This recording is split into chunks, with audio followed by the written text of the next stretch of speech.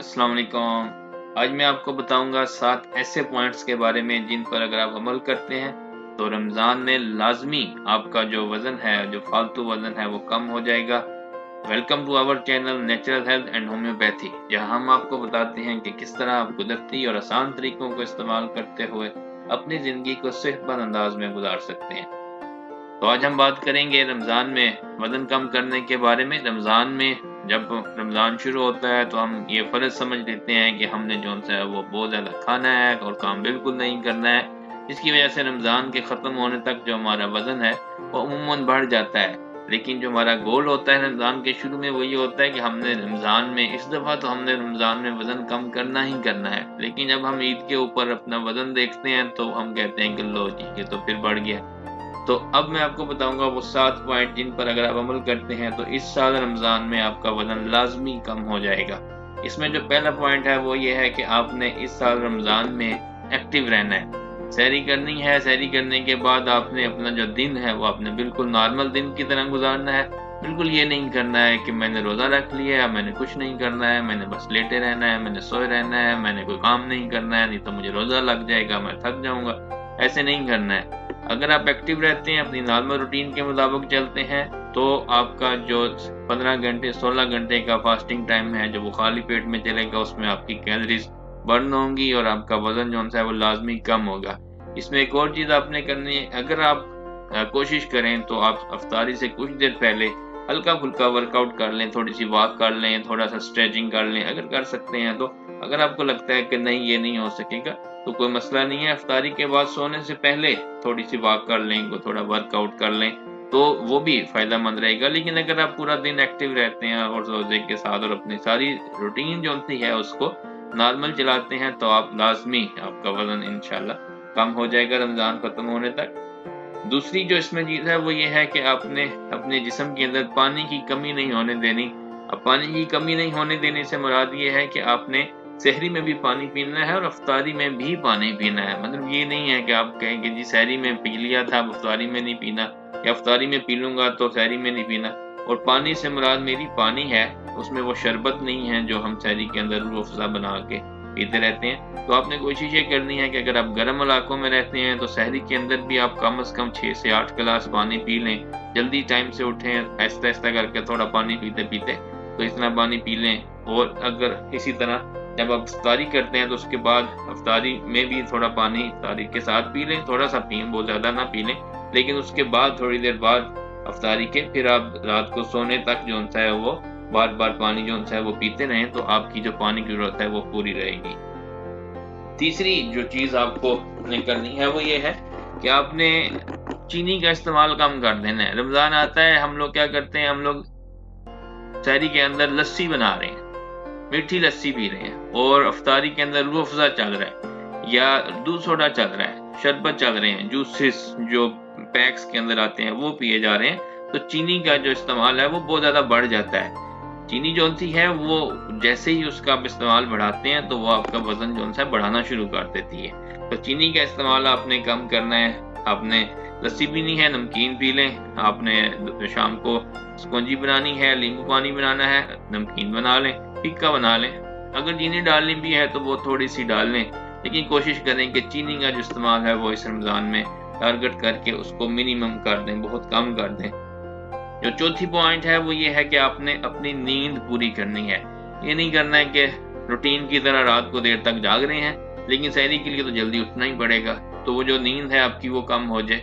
नींद आप अपनी पूरी करें। अगर आपको पता है कि आपने सुबह जल्दी उठना है तो आप उसके लिए ये करें कि जल्दी सो जाएं, टाइम से सोएं, टाइम से उठें, ताकि आपके जो नींद के कम से कम 8 घंटे हैं वो पूरे हों। और जब आप सोते हैं तो सोते में भी आप अगर कुछ नहीं कर रहे तो आपका जिस्म अपने काम कर रहा होता है और उसमें आपकी जो कैलोरीज हैं वो बर्न हो रही होती हैं। तो इसलिए इस रमज़ान में कोशिश करें कि आपकी जो नींद है वो कम से कम 8 घंटे अच्छी नींद आप उसकी लें। पांचवा जो पॉइंट इसमें मैं आपको बताने लगा हूँ वो ये है कि आपने कोशिश करें कि आप जो तली हुई चीज़ें हैं वो इस साल इस रमज़ान में उनका इस्तेमाल ना करें। उसमें ये होता है कि रमज़ान में हम ये फ़र्ज़ समझ लेते हैं कि रोज़ा फ़र्ज़ है, साथ में पकोड़े भी फ़र्ज़ हैं। तो पकोड़े बहरहाल फ़र्ज़ नहीं है, आप तली हुई चीज़ें ना इस्तेमाल करें।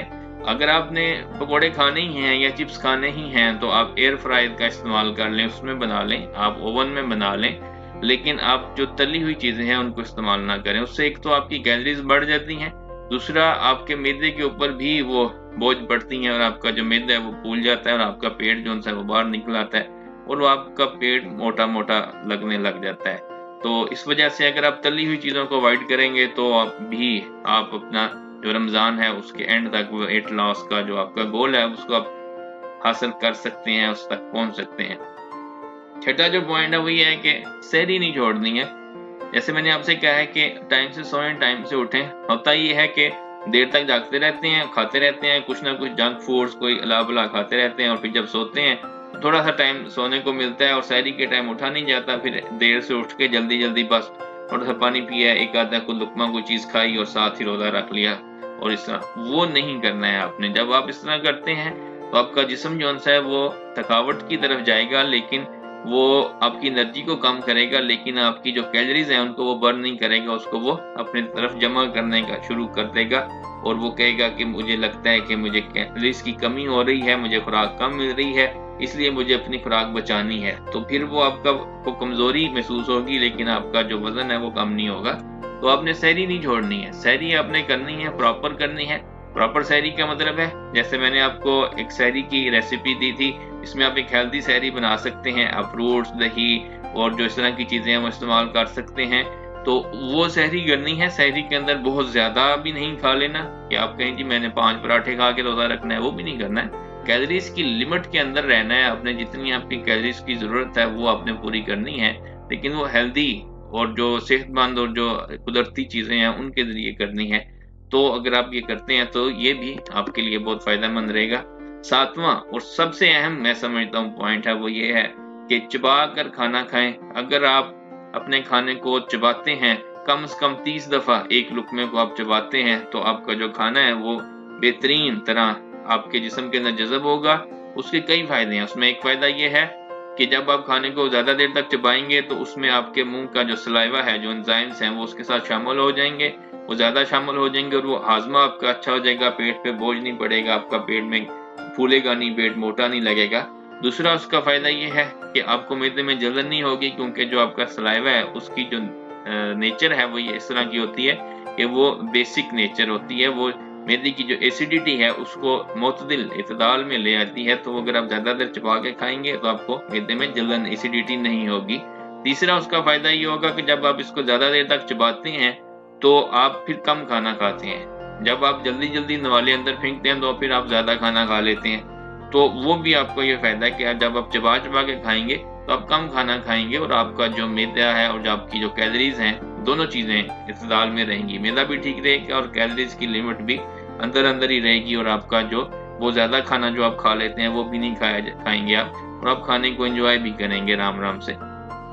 तो ये जो मैंने आपको 7 पॉइंट्स बताए हैं, अगर आप इन पे अमल करते हैं और इनको फोकस करके अभी से, आज से ही इसके ऊपर पूरी तरह अमल करना शुरू कर देते हैं, तो लाजमी इस साल रमज़ान के एंड पे जब आप अपना वज़न करेंगे तो वो आपका कम हुआ होगा। जो आपका फालतू आपकी बॉडी के अंदर फैट्स हैं, जो आपका कोलेस्ट्रॉल आई है, वो सारे मसले आपके ख़त्म हो जाएंगे और आपको इसके बहुत अच्छे फ़ायदे मिलेंगे। तो देखते रहें हमारा चैनल और जानते रहें अपनी सेहत के बारे में। बहुत शुक्रिया।